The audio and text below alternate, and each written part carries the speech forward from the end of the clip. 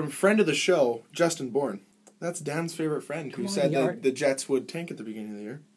Byfuglien could have freaking paralyzed or prone unsuspecting JT Miller. Enjoy the press box, dude. Not like they're important games or anything. And that's how we'll start. Last Man In Podcast, episode 36.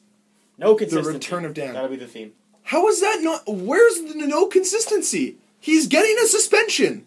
Where's the inconsistency in that? It's not with that one. Well, whatever. Well, okay, what are we arguing? We're arguing against the Tyler Myers one. I'm just saying... Okay, max Tyler Myers' should have been a 1 game. I'm max, not saying they're or a equal. 5 game. Easy. I'm not saying they're equal. I'm saying they're both suspendable plays, though. They're the same play. So for people... No, they're not even close. They're not even close. Okay, whatever. Greg's the law, apparently. That's well, fine. no, I mean... I'm a hockey referee. From my standpoint, one's a match penalty, which is Dustin Byfuglien's. The other's, at most, a major and a game misconduct. At most. So you cross-check a guy in the throat and he can't breathe. That's but he's standing and going for the puck. It's a total different play. One is an unsuspecting player in a vulnerable position with an intent to injure. The other one wasn't an intent to injure. When a person's coming at me, and I've gotten it before when I play hockey because I'm taller than guys, what happens is they're trying to go for your shoulders, but they're not looking directly at you. They just push up, and whatever they hit. Byfuglien, the guy's underneath him, and he's going at him, cross-check. Well, cross-check. The Tyler Myers, they weren't moving. They were standing still. But Myers they were was beside battling for him. the He puck. literally turned and went, boom, right in the throat. Yeah, Like, because as Greg just Myers said, wasn't even looking at he it. He underestimated the height and how Tyler Myers was crouched down a bit. No, he wasn't. He was standing perfectly up. He's the tallest player in the Okay, league. either way... To hit him in the throat, you have to be aiming for the throat or the head. Either way, there is no I don't understand your argument of inconsistencies because maximum, that would have been a game suspension. Maximum. Then that's all I'm saying. That's all I'm saying. But what justice would there... It doesn't matter. There was This is for all the people saying Byfuglien should get 20 to 25 games, which is friggin' ridiculous. Okay. No. I'm not saying Byfuglien's is... It's definitely suspension, but... 5 games. This goes back to the whole thing, inconsistency. When Kane got suspended, we talked about this, because the hit wasn't as bad as 2 games, I think, but he still got 2 games. I think it's a 5-game suspension. There's definitely... there's a gray area in the NHL right now I get where you're coming from, inconsistency, where what makes it 1 game, what makes it 5 games. I think the line in that we're arguing right now is, Greg had said earlier, with Tyler Myers, there was a scrum, and Michael Latta turned and cross-checked him in the neck. However, I'm not debating that fact. No. However, Tyler Myers, they were both standing, they were both battling for the puck. That's the situation with Tyler Myers. With JT Miller and Dustin Byfuglien, JT Miller was on the ground not looking at Dustin Byfuglien, and Dustin Byfuglien, I don't want to use viciously or anything, but Dustin Byfuglien cross-checked him in the back, and it was more on the top of his shoulder. Substantial force. Also, though, that anything comes Buff with does is going to be bad. Exactly. But that play, even if he decided not... even if he continued with this regular force, it's still going to be more force because it's Dustin Byfuglien. But it's the fact that he wasn't looking. He was in a vulnerable position. He didn't have a chance to escape because he wasn't looking. Yes. Tyler Myers, it happened very fast. I'm not denying that. But Tyler Myers at least had about half a second where he could have turned, and that's where I guess they have to decide in the NHL what's 1, what's 5, what's 3, what's what. I understand. The position of JT Miller is what makes it worse. The only reason I'm bringing it up is because he's 6'8". So if to cross-check a guy who's 6'8" in the neck, you have to be aiming for the neck, or otherwise that'd be the head of someone else. So otherwise he's going for a head cross-check. Like it's like. But he's, as Greg said, he's just battling for position, and we've seen it because we all play on the same beer league team. Greg, when he goes into the corner, you panic and you just go to push guys and you're holding your stick. But you're usually, like, say you and I, we're average height, like 5'10", 6 to 6 feet area. Like, when we're battling, we know where some, guys' chests are and where you can move them. And Greg, how tall are you, Greg? 6'4", 6'5". There you go, 6'4", 6'5". And Michael Latta's, I don't think he's the biggest guy, but he knows... 5'10". Either way, even if he's average 6 feet, that's still 5 inches is substantial. So he panicked, as Greg said, and put his stick up. And it just so happened Tyler Myers was crouched down, going to get the puck as well, right in the neck. He wasn't crouched. So that's why I said it should He was just standing straight up? Yeah. He was... No, he was. I remember deliberately watching it. because I was at that game. Because I didn't think it was that bad when I first saw it, and then when they showed the replay, I'm like, oh, you know. I think it goes along the lines of everyone in the city. It's your own son. You want to protect him, and I understand that. It's totally understandable, but it's the sense of reality almost, and you have to step back and take a non-biased look, and you have to think, were they really even? Okay, I understand your point of saying... I'm not saying it to try and make up for the fact that Byfuglien's getting suspended. Let me finish. I'm not saying that what we know for suspensions isn't a gray area, but trying to compare these two things as fact or saying that they're in any way similar is, in my opinion, incorrect because they're two different situations. Do I believe that the... Here, just not what you scrawled. I think that there are inconsistencies from hit to hit, but we're talking about two completely different situations where two completely different outcomes ensued. I don't know, just to me, you crush a guy in the neck, you crush a guy in the throat, there's no difference. I understand. There's plenty of difference. Well, one was facing it, and the other one was on the ground already defenseless. And the play wasn't even in the zone at that point. It was already clearing the zone when it happened. Like, maybe because the player was defenseless, it seems worse, but at the end of the day, you crush a guy in the throat, you crush a guy in the neck. We're not saying prolonged damage. We're looking at it from we're looking at it from a hockey play. One was a scrum in the corner, there was a loose puck, and there was no intent. He didn't go and he's like, okay, there was no foreseeable force. It was a stick battle. It was a battle to gain possession. And he didn't even go after whoever was in net. Like, it's not like he took a run at the goalie or anything throughout the game, did he? Who? No, I'm just talking JT Latta. Miller. I'm just talking Latta right now. Oh, Michael Latta. Okay. When he went in, it was for a puck battle. JT Miller is lying on his stomach, defenseless, and Byfuglien decides to just cross him in the back of the neck. Whatever. We have differing opinions of what happened. Well, yeah, because if this was Mark Scheifele, the city would be rioting I don't care who gets cross-checked. I don't care if it's a Ranger guy, what do you mean? a cross-check... I'm saying if it had been the other way around, if it had been the guy on the other team that got cross-checked, it's still an equally bad... one could have avoided it somewhat. The other one had no chance of avoiding it. That's what's going to make the gray area a little less... So if a guy's going to cross-check you in the throat and you're staring at him, it's your fault for not getting out of the way. Well, you have a better chance of doing it than when you're lying down, not looking at him. I just don't agree with that, that's all. What do you mean? How can you not, he's lying on the ground, not even looking, and the puck's not even in the zone, as opposed to you're saying that if he's staring right at you and he cross-checks you in the throat, it's your own fault. We're not saying it's your own fault. At all. I'm saying you have a better chance of avoiding it. The difference is a defenseless, unavoidable. There's no way in his mind he could have braced himself. It is a completely defenseless play. Yes, I'm not arguing with you on that. Okay, so then what's the argument about? That you feel that we should have that Michael Latta should have been suspended for 30 million games? I guess you're getting so mad. Well, no, because you're not. I brought it up for argument's sake. I'm just saying, to me, they're both suspendable plays. One is probably going to be suspended, and the other one wasn't. That's all I'm saying. Okay. I'm just saying there's inconsistencies.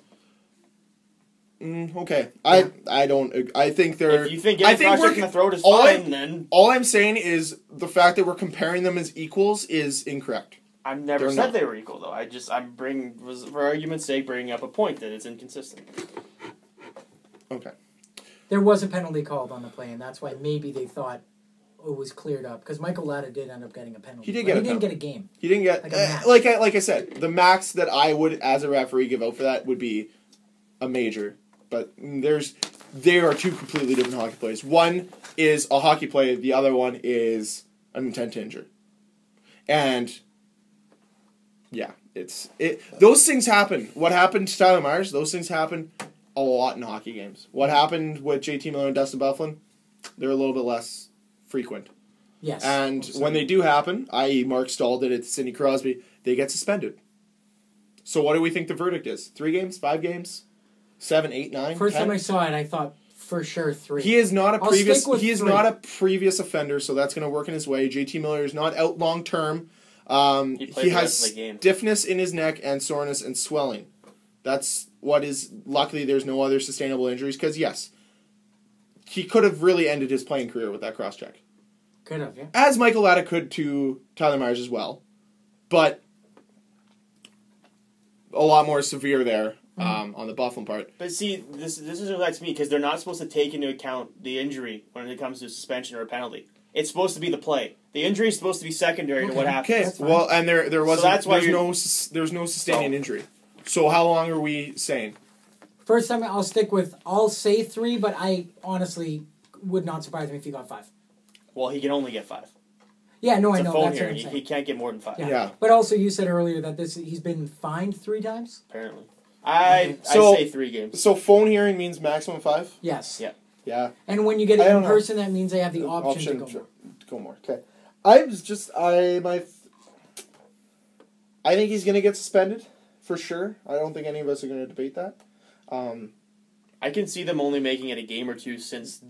I'm not saying this is right, but because of the time of the year and the situation. Yeah, I can see them making it a game or 2. As I can as well, and as obviously too, if I think 1 to 3 games is appropriate, but even 5 I wouldn't be upset seeing, because I noticed in the Chicago game, and I noticed it definitely last night in the New York game, Byfuglien's starting to either get really angry or something, because he's taking too many liberties. His hit on Andrew Shaw in the Chicago game wasn't dirty by any... It was a clean hit. He got his elbow up. When you finish... I'm sorry. From the perspective of the referee, when you finish a guy, and it happens all the time, and it's instinctive, and it's not on purpose, when you finish into a guy, and you go like this, and extend that elbow a little bit beyond your body, that's the second... And your force of contact is elbow, they're going to call it elbow. And even if it's not to the head or to the shoulder. The thing is, Buff's size, everything looks 10 times worse than it is. Because I watched that hit slow down. His elbow goes right over his shoulder and hits the glass. Doesn't even touch him. Exactly, but you have to look. It's from perspective. I think the referees are too quick to just give him a penalty. I don't think they are. That's their job. I don't think they are. Whenever a hit looks bad, they call it. But that's the job of the that's the hard thing of a referee, and we'll get to it obviously. And this is the problem. I think is that we all expect the referees to be perfect. They're not. They don't get it. They don't get the option of seeing 900 replays slowed down. They see it as it happens, and I've done it. I have fucked up so many times on calls that probably shouldn't have been calls. I've done it. I've missed calls. It happens, and you're just instinctively, because you're out there for the safety of the players. And you know what? Next time when Byfuglien hits, he's going to keep that elbow and make sure he doesn't extend it at all. That's the goal. When you call that, you're trying to change a player's behavior. The other thing, so that hit, that's one thing. And then after that hit, him and Andrew Shaw was on his hands and knees, and Byfuglien put him in between his legs. He also whacked him in the face with his glove, which honestly I found pretty funny. I'm not saying it wasn't hilarious. Andrew Shaw is a huge pest, so I found that really funny. And Byfuglien's are a pest. But all I'm saying is he's taking liberties like that could cost you an extra 2 minutes in the playoffs. His hit on Zuccarello last night. 2 minutes in a very crucial moment of the game, and he took a penalty that he didn't need to take because he took his aggression too far. He took his aggression too far. It doesn't matter. I know. You got to keep yourself in check, and if he's going to do that, then yeah, this suspension might bring him back down to earth. Was that before or after the Chris Kreider goal that he took the penalty? That was after. It was like 30 seconds left in the game. Yeah, it was after the Chris Kreider goal. He saved an empty net goal by taking the penalty, but at the same time... But did he? Because I think he hit him hard enough originally that he didn't need to add the extracurricular stuff after. And I think that's what got him. Well, I think he was just pissed off. And obviously I'm not saying it's right, but I'm saying... And he's got to get his emotions checked, because you know what? If teams know they can start pissing off Byfuglien and make him take stupid penalties, they're going to do it in the playoffs if they make it there. So obviously, since last podcast, Jets played 3 games. First, they start off against the Habs. 5-2, which, in my opinion, all Montreal fans were very quick to say, "Oh, it'd be different if Carey was in that." You got to give the guy rest too, because you guys have already clinched playoffs. The goals the Jets scored, goalie Zakarsky couldn't really do much. No, he couldn't. There were guys only in front of the net that no one's 2-on-1s. Carey Price wouldn't have saved it. Lots of 2-on-1s. It was one of their best games of the year. And Byfuglien scored a big goal. Apparently, it was Pav's 6th straight win. It was. Yep. Oh, and that was when everyone was riding high. Everyone's favorite player, not Chris Torborn. Jim Slater had quite the game. Gordie Howe. Gordie Howe hat trick. Gordie Howe hat trick. Yep. His fight was a little weak, but. He fought Nathan Beaulieu because. That is Nathan Beaulieu, a little bitch. Because he took a run at Ladd, completely missed and wiped out, and there was a gif, and it was pretty goddamn funny. That was exactly. If he would have landed that, both players would have been hurt pretty good. Wow. Yeah, and that's a hearing. He jumped at him. That's an in-person hearing, that one. I mean, he pretty much pirouetted by lad. Yeah, he missed that was him, pretty funny. I mean, and then what happened Sunday? So then they played the Hawks. They entered this game. What did happen Sunday? They started this game 4 points back from Chicago. Okay. This game hurt Unfortunately, me a lot. So they're up. I'll just set the scene. They're up 3-2. About 6 minutes left in the third period. 3-2, completely dominating the whole game. They did. They were completely dominating the whole game. And I noticed a few times refs were kind of getting in the way. Not really. I don't know. They kind of were in the play a little bit more. What happens? Puck gets cleared. Toby misses it. Skates back. His stick gets caught between the ref and the boards because the ref was avoiding the puck and Toby, and Toby's stick accidentally got caught behind him. Toby drops his stick, tries to make a play with his gloves, can't settle the puck down. Patrick Sharp comes in, and Pavlik in Pavlik fashion doesn't even try to make the save. No, he dove forward and sideways. He more or less stacked the pads, and I'm like, you could have tried. But Pavlik being I don't know. I understand accidents happen, but that's fucking bullshit.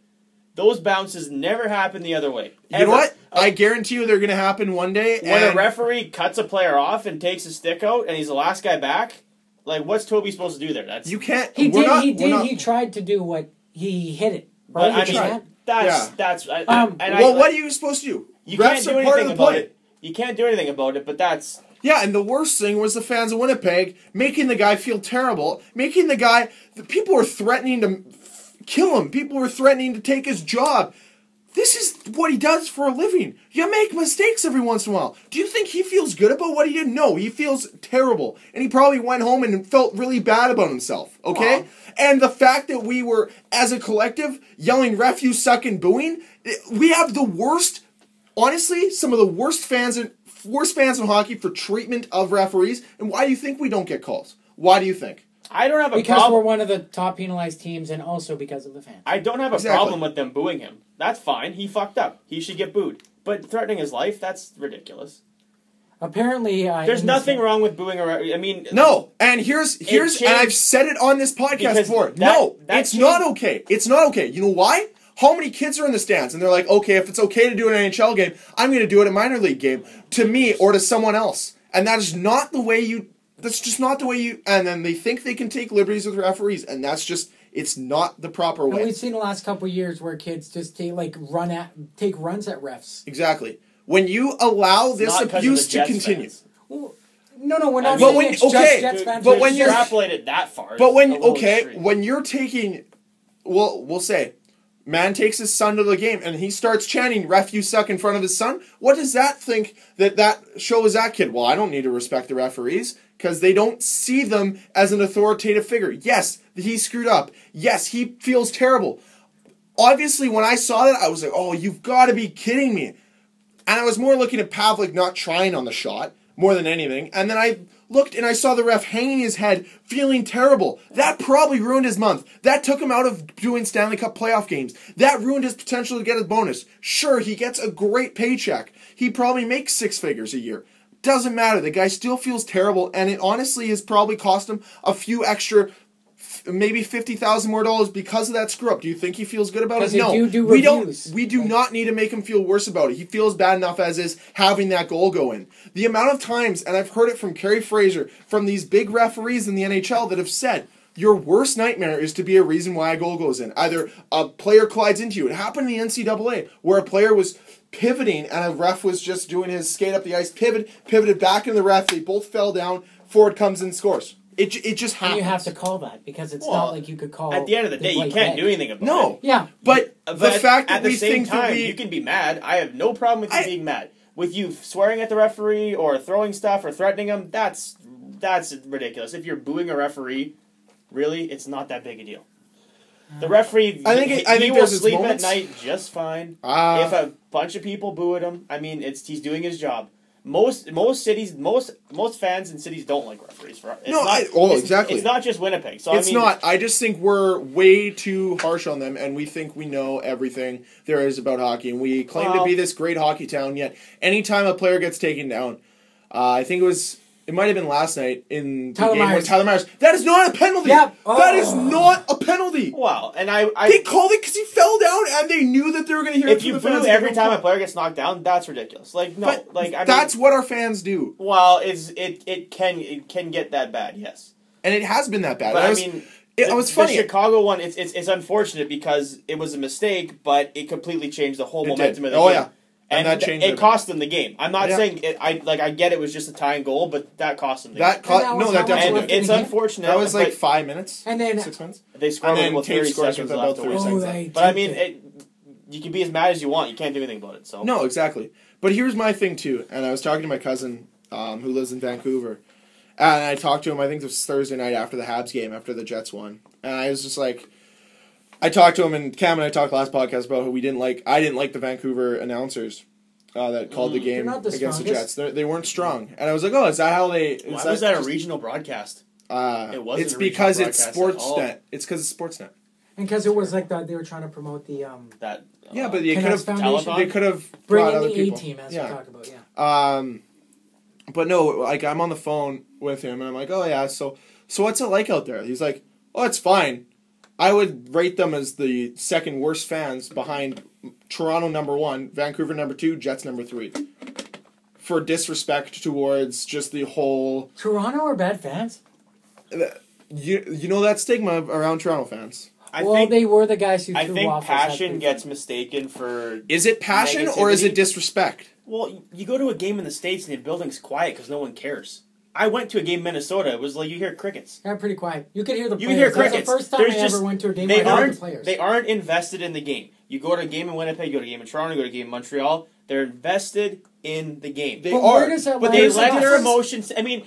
there's a difference between... Montreal booed the American national anthem. Yes. We could crap on them, but everyone, everyone already has. I'm just saying. Everyone already has. And we can. I'm down for crapping on a team. When you're passionate and you're invested in the game, your emotions take over. I'm not saying it's right. And you become obnoxious. And I think Winnipeg has fallen into that obnoxious. And unfortunately, that's our reputation now.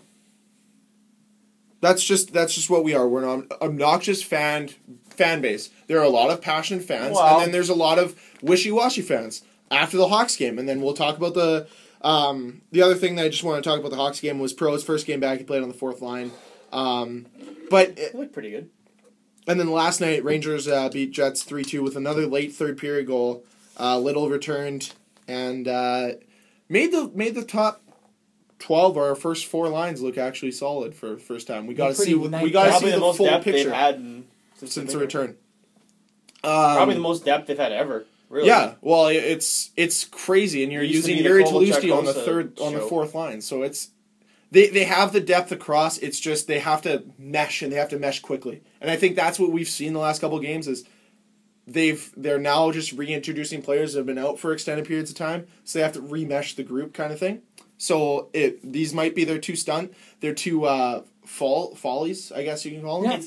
But it's tough though because they're at the point of the season where, like, honestly, you can't fall. Honestly, the last two games they probably were the better team in both games. And they came out firing in the first period against the Rangers. And they lost 16 shots. And they lost both games on a late goal. And you're getting to the time of the year where you can't just say, "Well, we played well." Well, doesn't matter. You didn't get points. Exactly. That might cost you in 5 games. Even Chicago. 30 seconds. I was getting the updates because I was doing something awesome, WrestleMania. But I was like, they're getting the points. They're getting the points overtime. Here we go. Yeah. Let's do this. And whatever. We're not going to catch it, or I don't think we can catch Chicago. We can't. We could have. Like if we had beaten Chicago in regulation. At the time in my head, I was like, we can't catch Chicago, but screw it. It doesn't hurt. It can't hurt us to get a freebie. To get there. And then I get the update, Taves.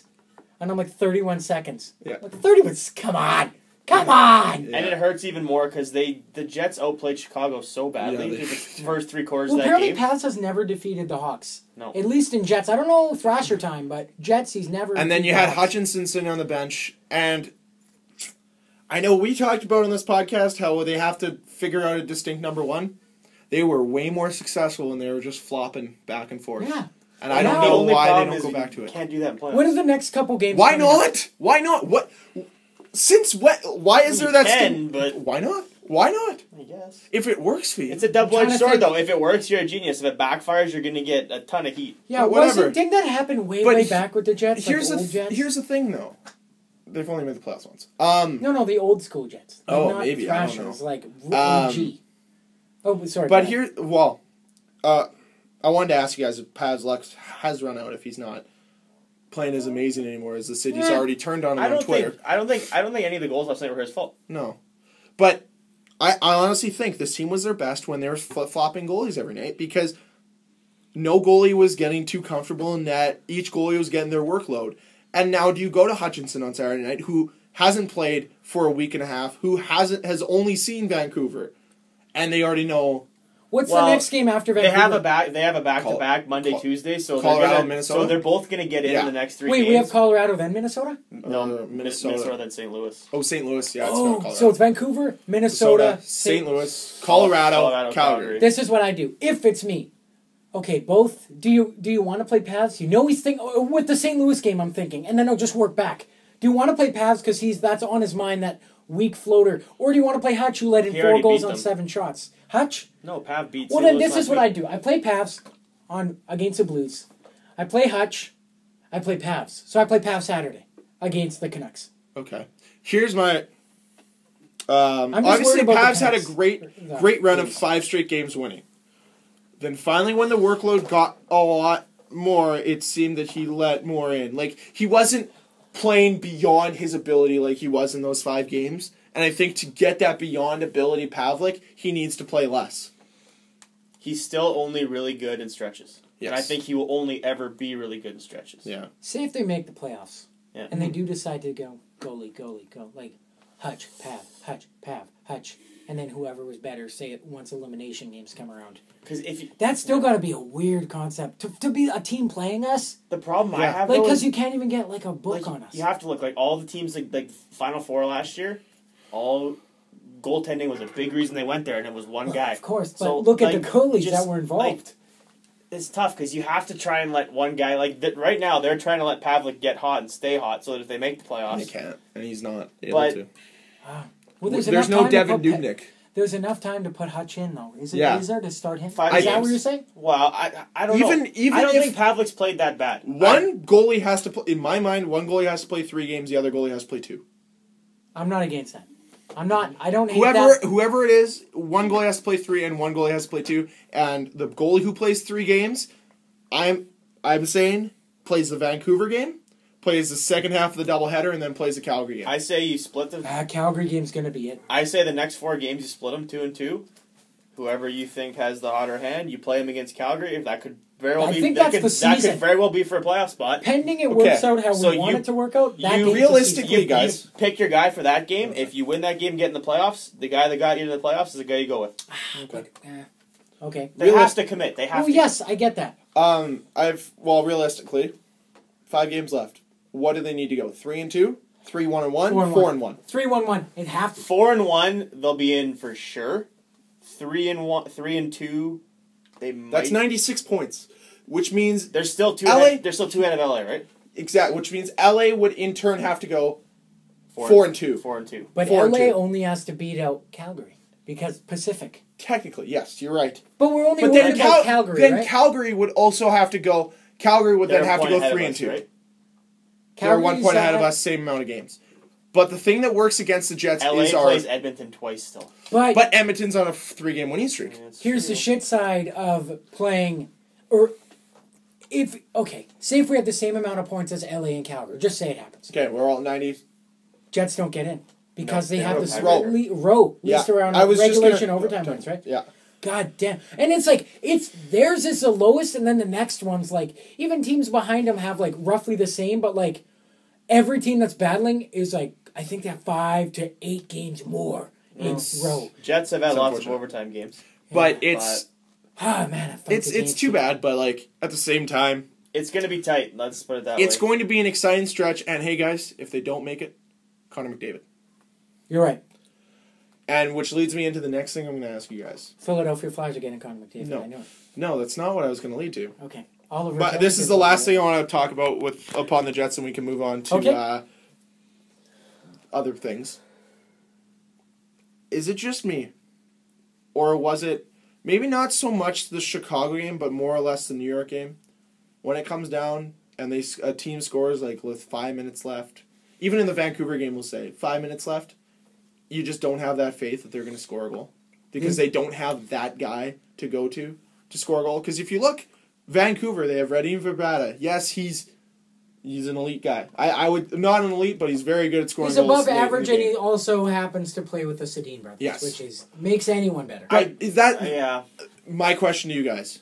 And I think from a playoff standpoint, that might hurt a team in the playoffs because one of the best things is when you can come back deep in the third period. And we've seen it all season. In the third period, they're statistically one of the worst teams when trailing, if not the worst. They've only won one game when trailing after 2 periods this year. Yeah, it's definitely deflating. I would agree that I don't really have confidence in them. Because, I mean, the thing is, no one consistently steps up when they need to. And that's fine. You don't necessarily need a guy like that, but somebody has to step up on a given night and do it. Yeah. So it's tough. I mean, I was at the game last night when the Rangers scored. Mentally, I'm like, okay, well, that's it. There's 3.5 minutes left, and there's plenty of time. That sucks. You don't want to ever get in that. In my head, I'm like, that's... Well, right after the Chicago game, I said, well, I don't think they're going to make playoffs now. And I don't know why that thought came over my head, but I'm like, they needed this win. They had it, and that's such a deflating loss. I think it's so deflating because of how well they played in both games, and then got nothing. Here's the great thing, and I think this is the grain of salt that we have to take from all this, is they have a big break now, where a lot of guys are going to get rest. They're going to be able to relook at their chemistry, work some guys in that need to work in, and I think they're going to be a different team against Vancouver on Saturday. Well, they're going to have to be. Because, honestly, if they lose that might be it. Who's in net for... Oh, yeah, Lack, right? Because Miller's still out for the week. And I think it's time for us to take advantage of him. Yeah. Eddie Lack? Sexually. Because, honestly, just kidding. The last 3 games the Jets have lost, going back to the Vancouver game, they're the better team in all 3 games. Agreed. I will not disagree with that. They have a little lapse, and it screws them.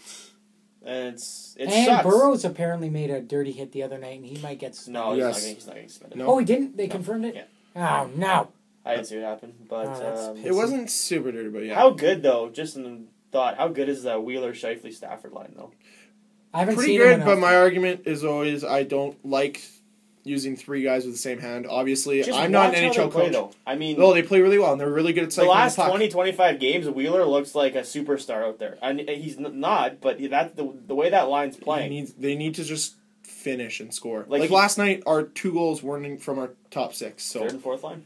They need to... it's good that our bottom 6 is engaged. Our top 6 needs to start putting the puck in the net. And I think that Wheeler-Shifley-Stafford line has been fine. I think it's the Ladd-Frolik line that's done nothing. Yeah. Ladd hasn't scored in 11 games. I think... I mean, Wheeler's got 25 goals now. He had 12 goals 3 weeks ago, a month ago. I think, personally, promote Perreault to that line with Ladd and Wheeler. Or Ladd and Little, pardon me. And then drop Frolik down, let Frolik play with... left side.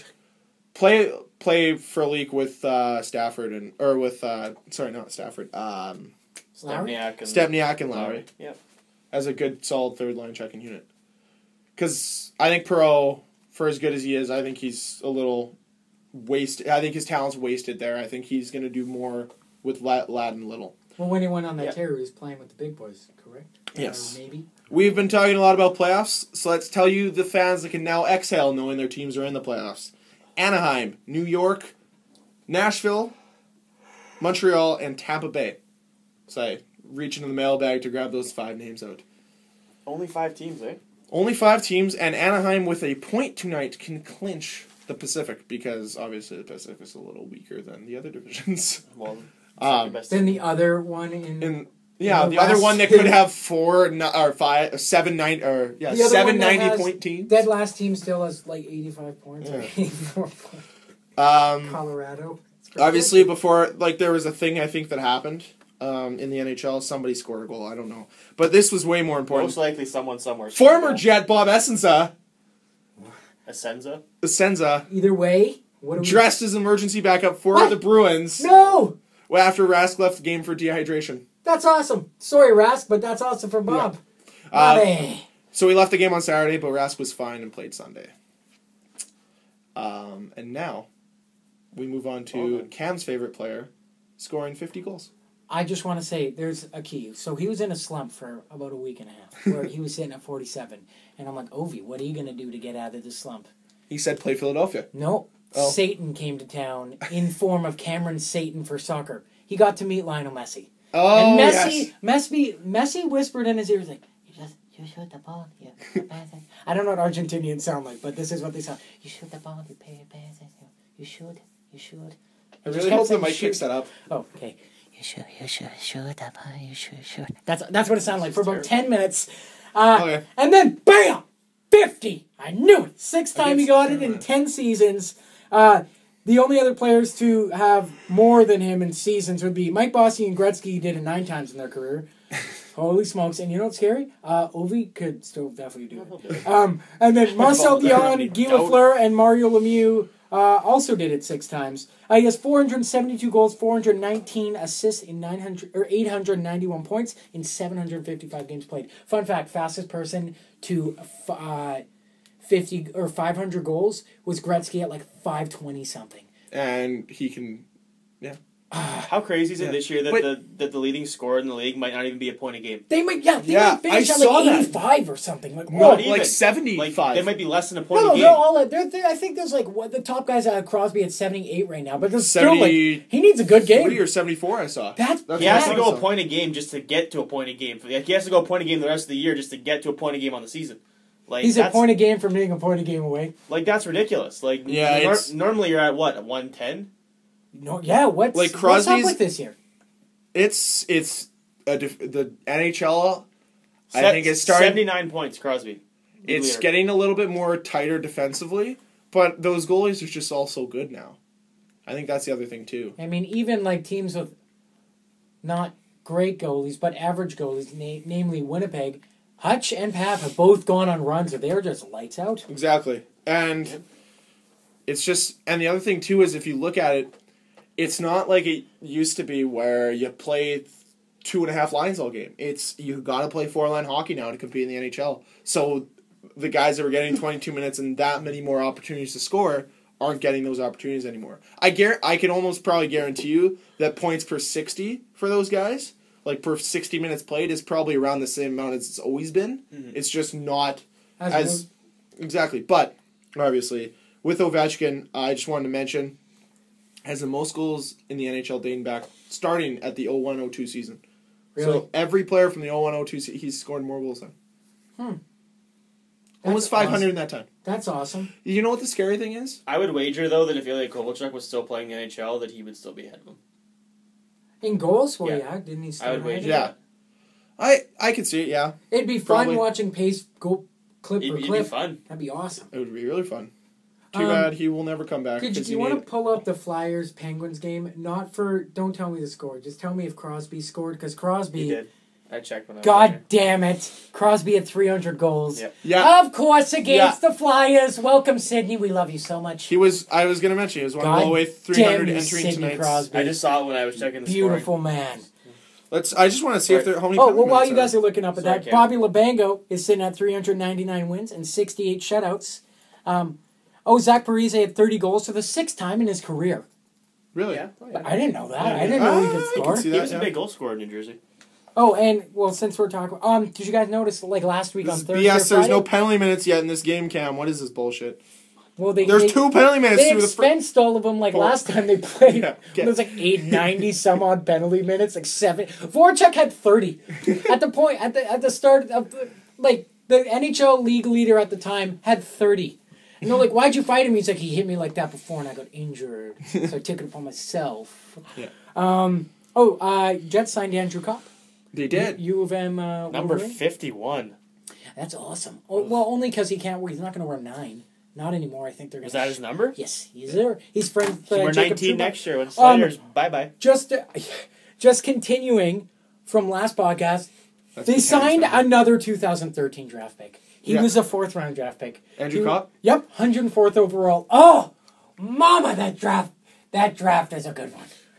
Didn't we talk about Andrew Kopp last week, or no? Well, he didn't get signed. No, that was Jimmy Lodge and Jan Kostelek. Yeah, I know. They're signing up everyone. Yeah. Oh, and just more signings. Roland McCowan signed his entry-level contract with the Canes. He got acquired from LA with the Andre Sekera deal. Yeah. And here we go. Buckle up, guys. Okay, so Cameron's favorite NCAA hockey program. There's Minnesota Golden Gophers? The Golden Gophers.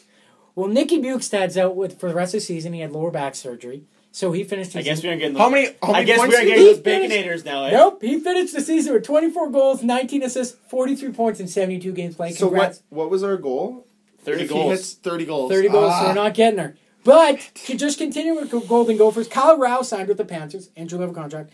Brady Ski signed with the Rangers, and Travis Boyd signed with the Caps. Cool.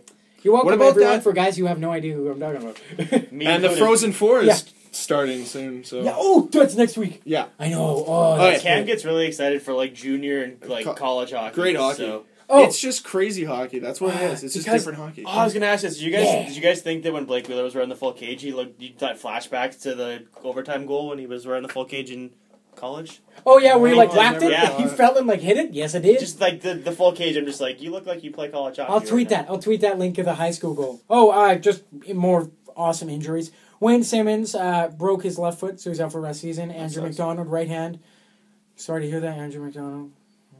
I said some. Why are these just Flyer injuries? Because Flyers understand that the moment they got to. Okay, I get it. I checked them out about Eastern bias. I get it. Yeah. I checked them. Yeah, when you play Vancouver, do your games start at 6:00 too in Vancouver? Have you never noticed that? What's that? That when Toronto plays Vancouver in Vancouver, they're the only team in the NHL that gets it. But the game starts at 7:00 Eastern.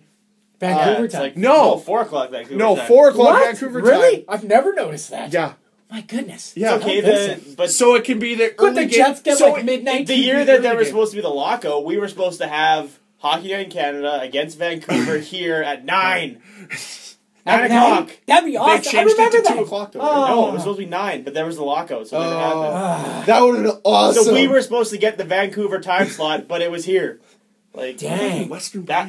Did you guys see Crystal Tang get hit out by for the year, right? Is he? No, well, I know he got a concussion. He got hit by a dome. Oh, okay. That was weird. It was a clean hit. No, it was a clean hit. It was just a bad landing, really. It just he went straight backwards. He got 0. He got 0 out of 0 on that. Yeah. Did you see Drew Miller last night? Oh. Okay, Mark Stone. Go, mama. I'll tweet that one too. You see a picture today of him? Yeah. Thankfully, he had 2 deep lacerations. I thought my eye was gone. Well, that's always scary. My heart always stops when it's the guy literally grabs the face and says, "Please, come here," and you're like, "Whoa." Your heart should. When a hockey player reacts like that, your heart shouldn't stop. You might want to get that. I got a heart murmur, guys. I got a. God, just kidding. The other thing. Oh, sorry. That made me think of it. I was like, holy. I was telling a friend about it at school. He's like, what happened to. Who's this guy? He shows me a picture of Drew Miller. I was like, oh, that's Drew Miller. He's like, what happened to him? Got a skate in the eye. I was like, yeah, that's not as bad as Richard Zegnick, though. Getting the skate across the... Could you show him the Rene Bourque? No, I couldn't. He wouldn't... He almost started throwing up. He's like, no, I can't. Show him the leg For anyone listening to this, be careful if you do go watch these. What? Discretion is advised. Yeah. You didn't see the leg press? My favorite still is the Louisville broken leg one at the championship. Kevin Ware? When his bone protrudes through his leg, yeah. Oh, or Clint Malarchuk. We've all seen that one, right? That was brutal. Is that the goalie with the neck? They show me that at school all the time in first aid. They're like, this is what might happen. I'm like... I don't want it to happen. I pass out at the sight of blood. Sir, why are you in this program? Careers. Sir? Yeah. Changing careers. Fuck! What? Off! Swears! Toronto, stop winning! You can't lose Did they win? They're winning 3-1 right now. Tank Nation is in reverse. Flyers are in full bore. Buffalo. Bring it, baby. Greg, Buffalo will always out-lose you. It's gonna happen. You can't out-lose the Buffs. Did you guys see... 3-2 now, okay. Did you guys see... goals 30 seconds apart. What's his name? Brian Olsen, Jets prospect? No. Oh, yeah, we got beat up. He got in a fight in the first period, and then the second period got hit in the face with the puck.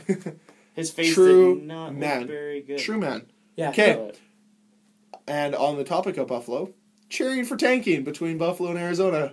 When Arizona scored in overtime and all the Buffalo fans cheered the goal. That's gotta really? Yeah. In Buffalo. They were booing Buffalo and cheering for Arizona when they're playing each other. It's pathetic. I hope they get McDavid and I hope they still suck. Because that's awful. If you're trying to lose, doesn't have a veteran on that team to guide him. I don't think. He'll have Evander Kane. Hey, Zachary Baguchin. This is what you have to do. And Zach will get him hooked on the cocaine, allegedly. Allegedly. Have you guys noticed that since Bogo left, Trouba seems a little sluggish? No, it's... What are you implying, that he's hitting it a little hard? No, he's... The gym? Withdrawal. Hitting the gym a little hard? Not the gym. No. By gym, I do agree. By he gym, has you looked mean real slower. He also might be hurt, but I just noticed that last little while. He looks pretty... I don't know. He's not turning out to be that, Doesn't have that energy that he used to have. Potential Norris. Yeah, no, he's not the same. He doesn't play the same way, and that might just be... I think he's hurt, though. I really hope it's hurt. No, we're allegedly talking about. Maybe he's just mopey. Maybe he's just mopey. His best friend's gone. It sucks when your best friend leaves the best friend club. Yeah. He's got shifes. Yeah. They can be best friends. I guess so. That's true. They could sing. So what do you guys think about that, though? Is it right, the whole cheer... Like, let's say Winnipeg was in this situation. It is kind of funny. It's sad, almost. If Winnipeg was in this situation where it's like, okay, we're 1 point ahead of Buffalo, we're playing Buffalo tonight. If Buffalo wins, we're below them. We are guaranteed either Eichel or McDavid, with the way the lottery works. So do we cheer against them or for them? You guys have known I've been on the same side of the boat my whole life on this one. Always for the future. Always for prospects. Hell yeah! At what point? For the away team. Okay. I don't get how you sell that to your fans. Hell yes! You're selling hope. That's all it is. But yeah, no, I'm on selling failure. I'm on the side of you play to win the game. Yeah. You play to win. Are we talking about playoffs? Pride. Pride. You can never get a group. You can never. No. Your pride should be what you should want to win. You shouldn't want to lose. Well, of course, but honestly, I mean, the season's already done. Why not? But flip side. Flip side. There's no guarantee McDavid's going to be as good. Is it likely? Yeah, but there's always a chance he won't be as good as he's supposed to be. I checked the Flyers out 3 weeks ago, so I've already been on Tank Nation for a while. I'm just saying. Now, I've been on Tank Nation for Toronto for a while. I don't know, and I think it's easier for me to get behind it because I'm not from Toronto. I don't live there. I think it would be a much harder thing to be a part of in Winnipeg, especially with the strong media presence that... Because we don't listen... When we listen to talk radio, it's from Winnipeg. It's not from Toronto. So yes, they talk a little bit about Toronto, but they don't have the insight that the Toronto guys have. So you're not hearing it getting projected down your throat all the time. Well, we live it. Like today, you can walk around and look around and people talk about Jets all the time. And you can see they were deflated today a little bit. But it's true because it's a different situation. Like right now, we're pretty happy about our team in general. We've got good players. We've got a good coach. They play good hockey. Everyone wants us there. If you were in it, if this team legitimately was doing, if this team started falling off for whatever reason, I don't think you cheer for them to tank because you still think they're a good hockey team. You go to Toronto where the team's piss awful.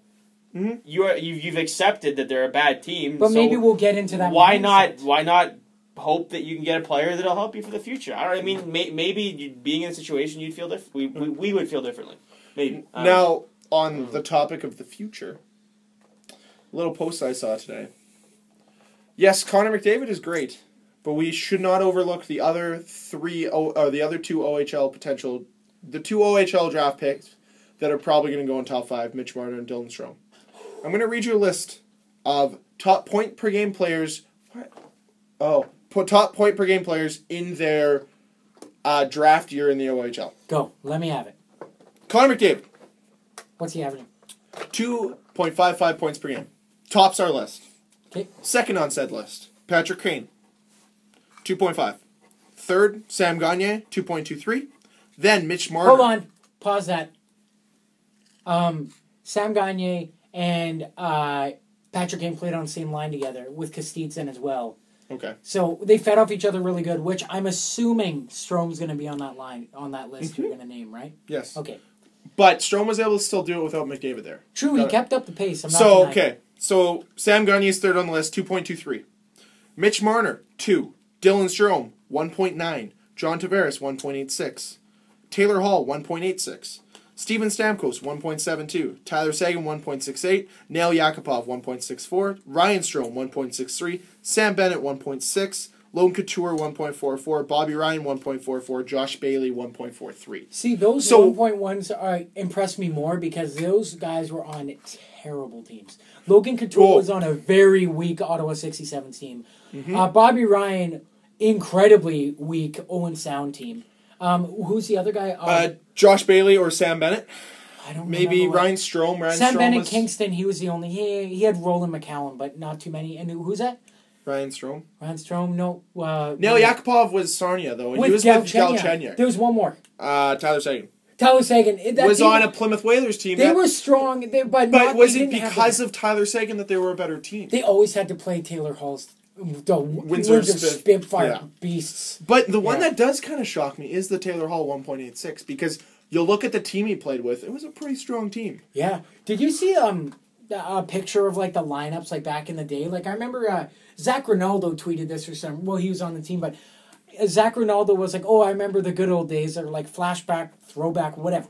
It was his London Knights team. It was Zach Ronaldo, and the picture was Del Zotto.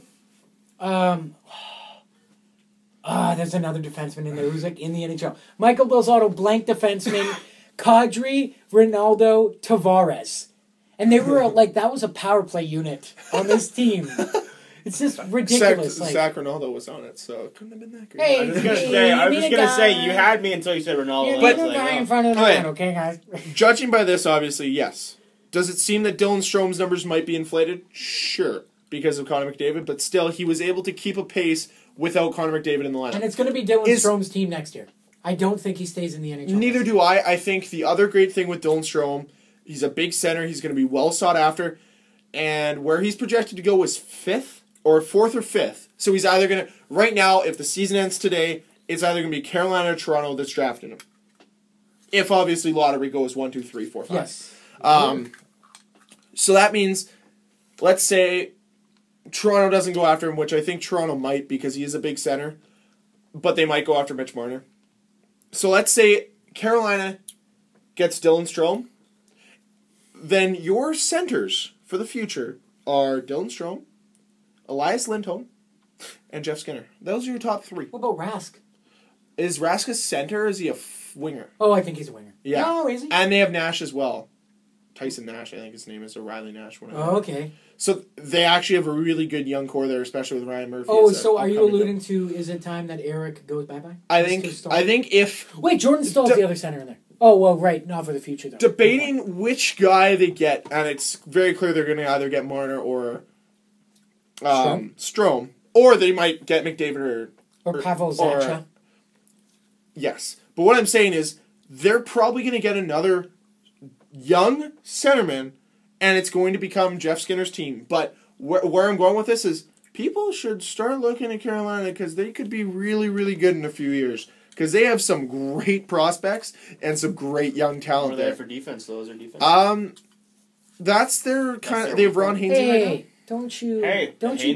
Don't you smack talk Ron Hainsey. Also, they have a goddamn all-star defenseman.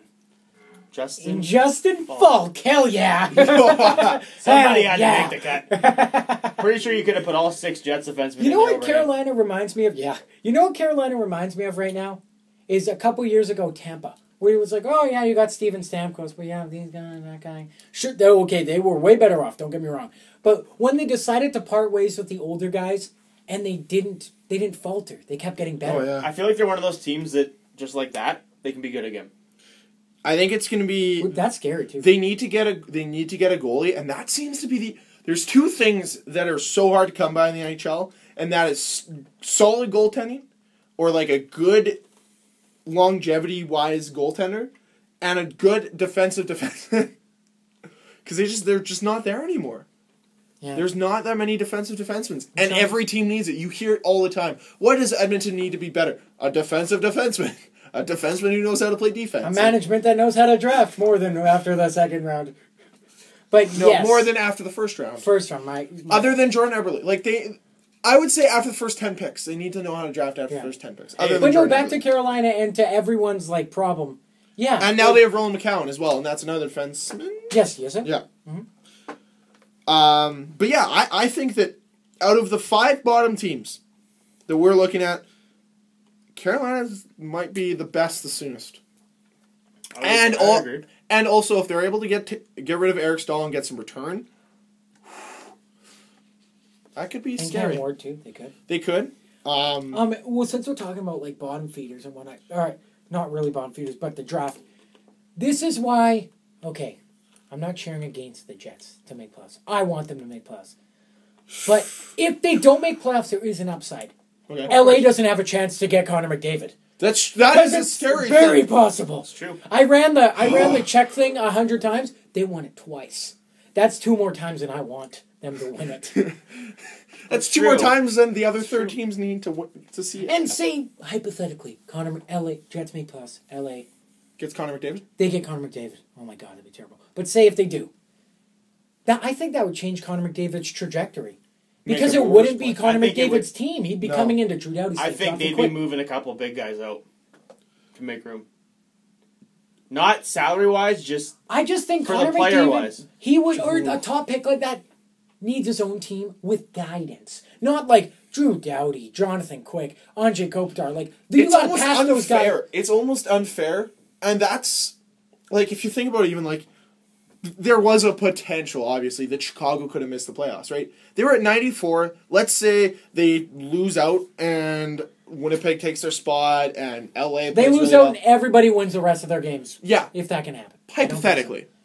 They could get Connor McDavid on that team, and your top 2 centermen are Jonathan Taves and Connor McDavid. Or at that point, do they swap Connor? You could. Actually, no. For everything. For the world. Why would you? Or a swap Jonathan Taves to Winnipeg for the world. A.K.A. Mark Scheifele. Josh Morrissey. All we would be able to give them. Josh Morrissey and Nick Content. Yeah. Jacob Be Tyler Myers, Jacob Trouba, Blake Wheeler, and Mark Scheifele. Or just Connor McDavid. Okay, Buff, you're playing forward and D. Well, no, which one? No, both. Both Rover. Today. You're Rover. You are left wing and D. Just don't get hurt. Stu, don't cross the other team's blue line. Why? You're playing D. It's true. Well, no, I just think he deserves his own team. Like, remember when Crosby got drafted by Penguins and then Lemieux's like, I'm coming back. Or, I'm back. I never left. I'm not sure how that happened. I remember hearing that and, like, I remember a bunch of people joking, like, man, if only the Flyers could call up Bobby Clark, be like, hey, Bobby, come play a few shifts with Cloud. That'd be fun. I think it's a little different. Mary Lemieux, the only reason he stopped playing was because he had cancer, right? Of course, yeah. Bobby Clark. Or he retired first. He retired and then came back, and then it just, old age caught up to him. That's all it was. And injuries. Martin Lemieux would have had a fantastic career. Someone tell it to Yager, please. No, man, I want to see Yager play till he's Chelios. Yager is literally with every goal he scores, he goes higher. I'm stopped. I'm not doing Yager milestones anymore. I'm done. It's over. He still has to play 8 years if he wants to break the record for oldest player in the NHL. That's fine. He can do it. I believe in him. Well, did you see his quote of like they're like, oh, it's like Yager, how come you keep doing this? He's like, oh, it's like 11 o'clock at night. We'd have a game the next day. Oh, it could be or I'm working out, I'm pushing myself. They're like, yeah, why do you do that? He's like, well, I don't have a family. I don't have a dog. I really have nothing else to do. He's not married? No. It's like, it's kind of sad. But I like it. All right. Like, I remember when he, like, the 2 years, or the 1 year he played for the Flyers, when he played for the Flyers, he changed the mentality of so many guys, because so many people, like, after we play a game, do you want to go and work out? Like, even, like, a little bit? Yager put on, like, full workouts. Like, Dan would know this. That's what you're in. Like, he went and did full workouts, like, after until, like, midnight. Or, like, 12:30. And they're like, why are you doing that? He's like, I don't have nothing else to do. And I kind of like sleeping in. Like, I'm not going to party tonight, so... Nothing on TV. Yeah. Oh, did you hear, like, I don't know why I know. Why do I know these weird things about Yager? But why do you know weird things about most things? I don't know. You're the next Pierre Maguire. Yeah. Hey! Yeah. Hey, Mark, I heard your little sister's playing in a tournament today. I heard she scored 2 assists. Wichita. Yeah. Wichita, Nebraska. That's where it is. I don't know. I know again. Texas. Is Close. Wichita in Texas? Yes. Damn it. That's a cool place. I want to live there. Everything's bigger. What's that one? You wouldn't fit in, Cam. You're too slender. You'd have to, like, gain a lot of weight. Is that a shot? You said everything's bigger. Cam, you wouldn't fit in. I think that's a shot. Kate, what's that one place called? It's so long. Oh, Poughkeepsie. Poughkeepsie, Massachusetts. Poughkeepsie? Yeah. Poughkeepsie? Poughkeepsie. Poughkeepsie. Poughkeepsie. Shut up. I'm going to say how it's spelled. This is America. Poughkeepsie. Poughkeepsie, Massachusetts. Why? Those kids got to be Cam plays the for best. Poughkeepsies. Yeah, I play for a Poughkeepsie. So, in Poughkeepsie, Massachusetts, I want to go to the spelling bee. Why? Those kids are the best goddamn spellers ever. They're a spelling bee machine there. Like, imagine learning how to spell that. Like, I still can't spell it. Like, Poughkeepsie. Can't even say it. Poughkeepsie, Massachusetts. We love the Red Sox, the Bruins, the Pats. If there's one accent I wish I could do, it would be the Boston accent. Boston. Put on a lisp. And, like, no, seriously, the first time I ever seriously met someone from Boston, it was weird enough. Cameron Darcy, he got drafted last year. He plays for the Cape Breton Screaming Eagles. I was watching the under-17 Finland versus USA, and we were sitting beside his dad. And my dad started talking to his dad. He's like, "Oh yeah, my son's on the team," and like he was talking so weird. I literally turned to my dad when he walked away, and I'm like, "Dad, why does he have like the biggest lisp? That's so weird." And he's like, "That's how people from Boston talk." Seriously, just put on a lisp and talk like you're half pissed. Like half drunk, not angry. I watched really off topic. I watched Andy Sandberg's kind of speech to Harvard, and he used his 3 impressions. One of them was Mark Wahlberg, and he nailed it to a T. Okay. If you have the time to watch it, it's 18 minutes, 20 minutes long, but it's absolutely hilarious. He finishes. Should I ruin how he finishes it? Yeah, go ahead. Earmuffs. You have 5, 4, 3, 2. To finish the address to everyone, he's like, and I'll just finish you with these 3 simple steps. First, cut a hole in that box. 2, put your junk in that box. 3, let your woman open that box. And that's a dick in a box. And he walks upstairs and it's yeah! Oh yeah, so back to what I was talking about, Yager. Yager scored 2 goals the other night, and he's like, they were like, "Oh, what'd you do different?" He's like, "Oh, I went to church." He's like, "Yeah, last time I did that was 94. I don't know, I was in a slump. But I got 2 goals that night, so I mean, I might go back." And they're like, "Really?" He's like, "Nah, I don't think so." Really? No. Nah. He might be one of the best personalities that no one really looks at as a personality. He's so weird. He brings us hockey sticks to the hotel. Like, he doesn't let people touch his sticks. He tapes them in his hotel room. Yeah. Oh, it's awesome. I love it. I love it.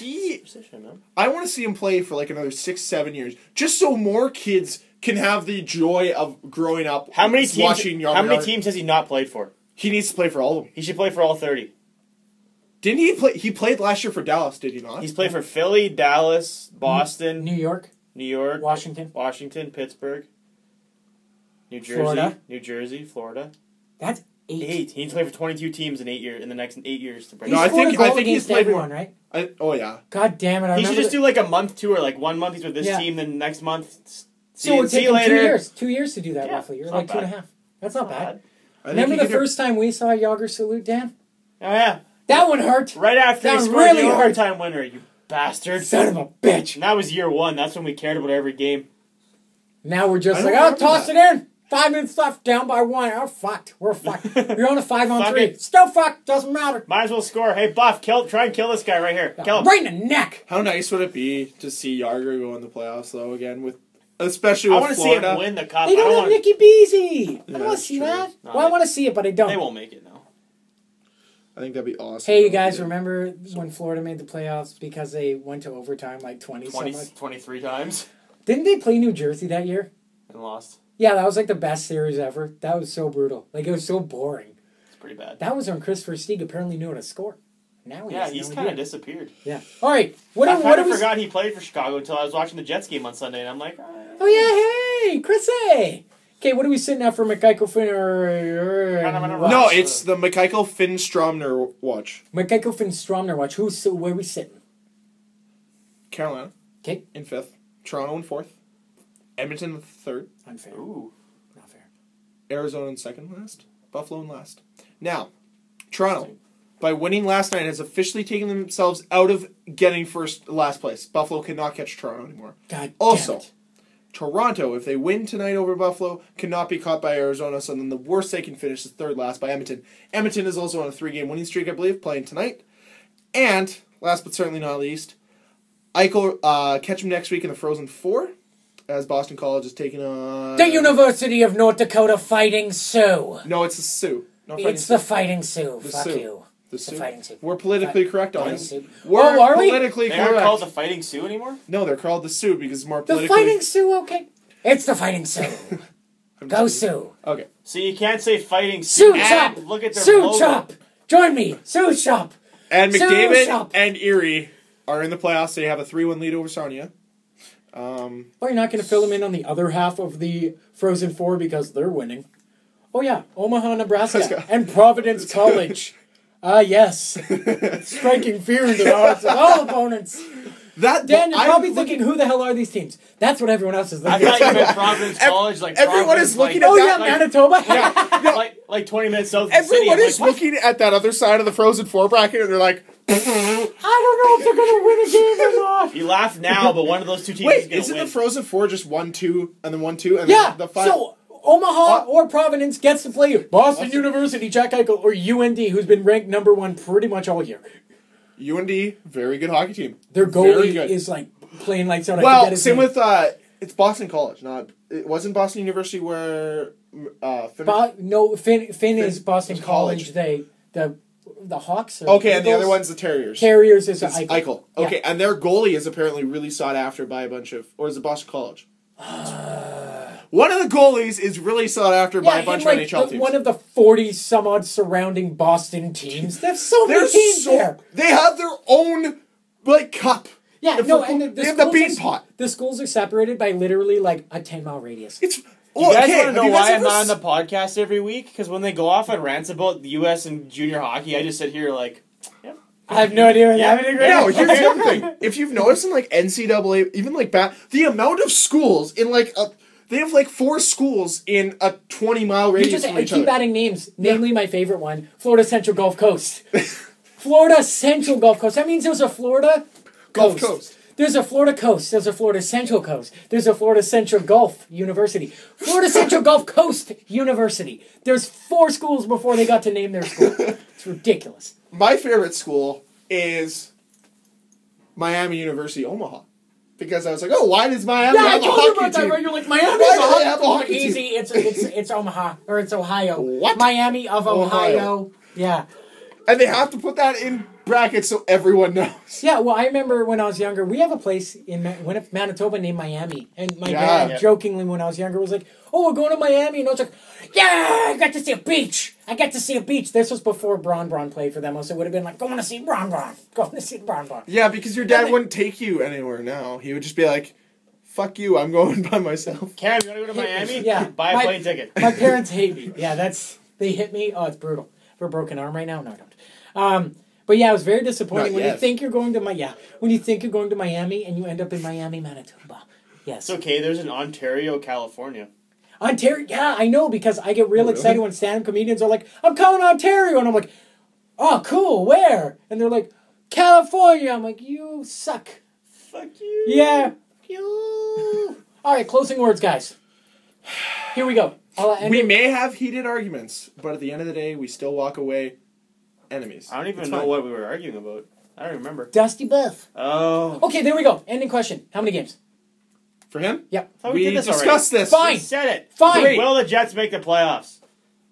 We'll see. We can't. We have to ask that next question. We will see next podcast. Things are going to be heated up. Stay tuned to this podcast next week. Okay. Yeah. Yes. Check us out on Twitter. I'll actually be here next week, 2 weeks in a row. So. What? And then you won't be here. The 15th? Wait, no, but we're doing this one. Remember, we're doing Oh, yeah. Sunday. We're doing it on the 12th. Why are we doing it on the 12th? Remember, you said playoff preview on the 12th. No, I said playoff preview before playoffs start. You said it was the 12th. No, you're the one that thinks the playoffs start on the 13th. Not me. I know they start on the 15th, so we'll do it on the 14th. 14th. Look at us. We did it. We got there, guys. We figured it out. Kind of. Not really. Sort of. See you next week. Bye. Thanks, guys.